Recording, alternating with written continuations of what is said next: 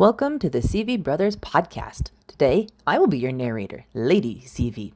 Come with me on an adventure to a world of fairy tales and folklore, intertwining and reimagining different fairy tales and princess stories. We have taken some inspiration from Disney and other sources and created it an interconnected world of magic and adventure. If you like it, leave a comment. If you don't, leave a comment. Now let's hop into the ancient world of these familiar fairy tales. Era 0. Ancient Kingdom. Long ago, in a time where legends walked hand in hand with reality, there was a mighty and noble kingdom ruled by a wise and just king. The king had 4 sons, each gifted in different ways.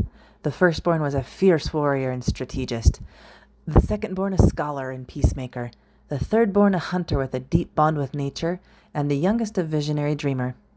As the king aged, he pondered the future of his realm. Though tradition dictated the crown passed to the firstborn, the king had seen the cruelty in his eldest son's heart, the hunger for power that simmered beneath the surface.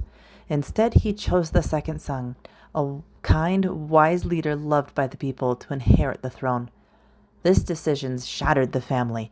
The firstborn, enraged and humiliated, rejected his father's wisdom. Consumed by jealousy and ambition, he sought forbidden power.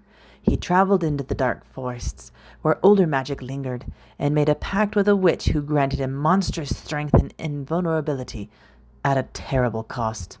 His humanity withered, replaced by wrath and hunger for conquest. A civil war erupted. The 4 brothers, once united by blood, now fought as enemies. The lands were torn asunder, and the once glorious kingdom crumbled. The people, scattered and broken, split into clans and tribes, retreated into the wilds. Generations passed. Out of the ruins rose a new hero, Count Fergus Donbrock, a chieftain of courage and vision.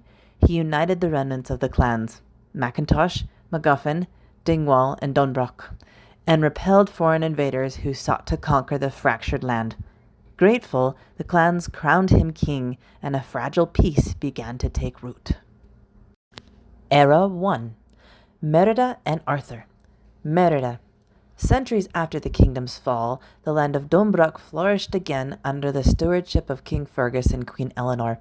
Their daughter, Princess Merida, grew up with the fire of rebellion in her spirit. Though skilled in archery and diplomacy, Merida yearned for a life beyond castle walls and marriage alliances. She wanted to define her own destiny. When the time came for the clans to present champions to vie for her hand, Merida, defying custom, competed for herself. Her actions sparked a fierce argument with her mother, Queen Eleanor, who saw duty and tradition as sacred. Distraught, Merida fled into the ancient woods, where she encountered will-o'-the-wisps, mystical lights said to guide seekers to their fate.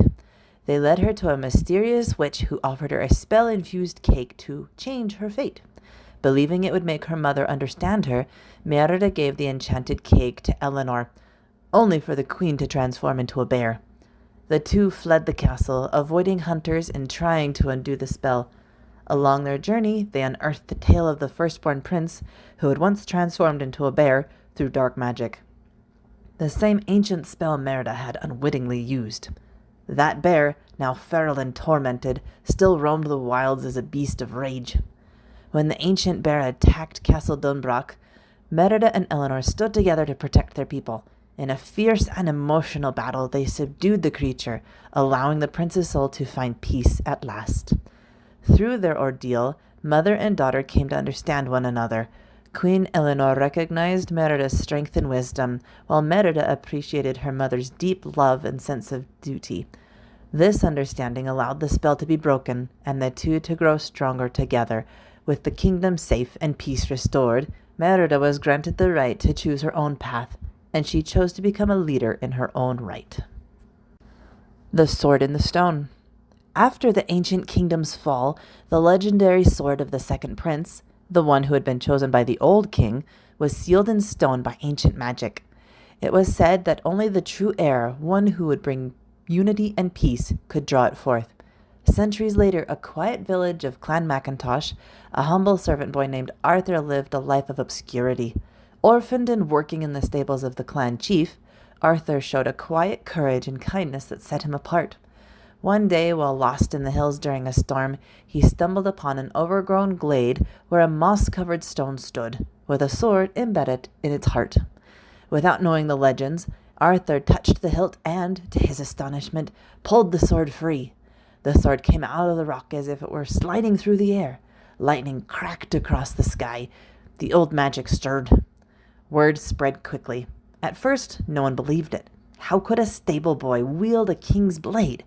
But as trials and conflicts arose, Arthur consistently proved himself, ending feuds, defeating invaders, and showing fairness and valor in leadership. Clan MacIntosh named him their leader. Soon after, he gained the allegiance of Clan MacGuffin and Clan Dingwall through diplomacy and courage. Seeking to unite all the clans, Arthur traveled to Dunbroch. There he met Merida, not as a suitor, but as a fellow leader. They challenged one another, learned from each other, and ultimately fell in love. With Merida's trust and the blessing of the clans, they were married, not as a political alliance, but as equals. Together, King Arthur and Queen Merida began the work of restoring the lost kingdom. They rebuilt the ancient capital, now named Camelot, and guided the four great clans toward unity, prosperity, and peace.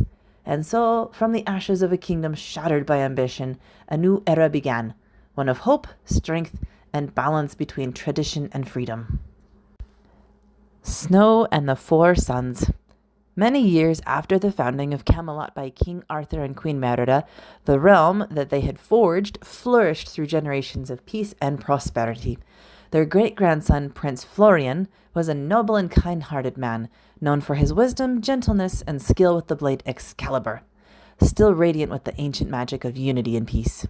One fateful winter, Florian ventured into the enchanted kingdom of Verzibert, a mysterious realm hidden deep within the shadowed forests and glittering mountains of the north. There he encountered Lady Maleficent, a regal and enchanting woman cloaked in emerald robes and veils of shadow. She claimed dominion over Verzibert and offered Florian her hand in marriage, promising power, magic, and eternal rule.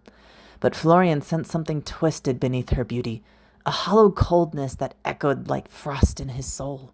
He refused her offer with grace, speaking only the truth, that he sought love, not dominion. Maleficent, proud and vain, took this as a cruel rejection. She longed to know why the prince had not accepted her hand. In her mirror of scrying, she asked the spirits of her realm, "Who is the most beautiful in the land?" The answer came, "Not you, but a maiden named Snowwhite."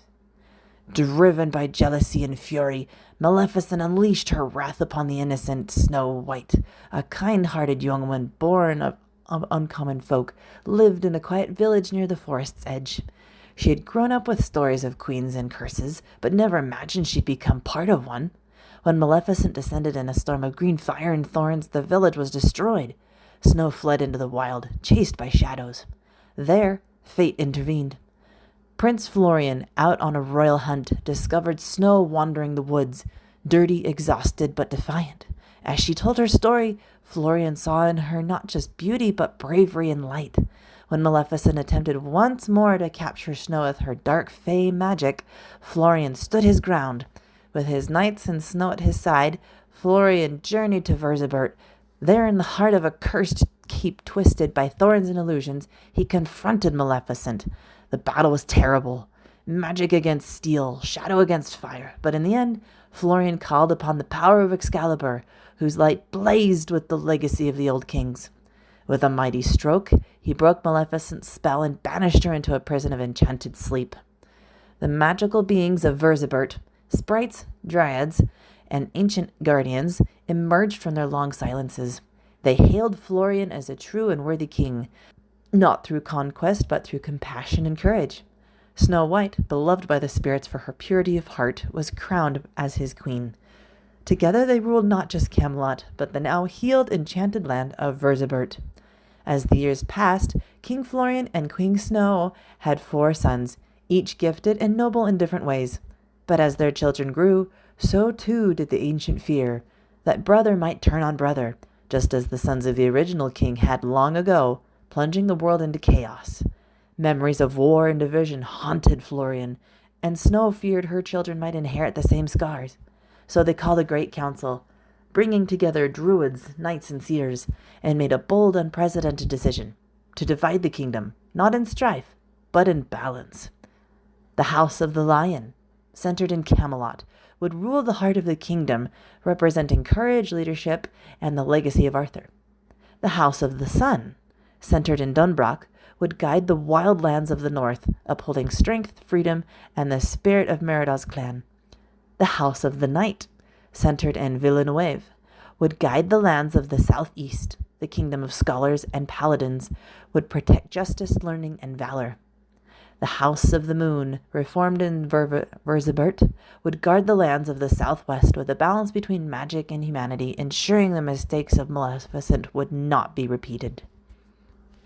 Each prince was given a realm to govern, with equal authority and shared responsibility to protect the realm as brothers in arms, not rivals. A sacred oath was made, sealed by Excalibur itself, that no house could rise against another without dooming them all. And so, with love, wisdom, and a powerful remembrance of the past, Florian and Snow laid the foundation for a new age. Their sons, though distant in duty, remained united in spirit, and the four houses thrived, each reflecting a part of the soul's kingdom.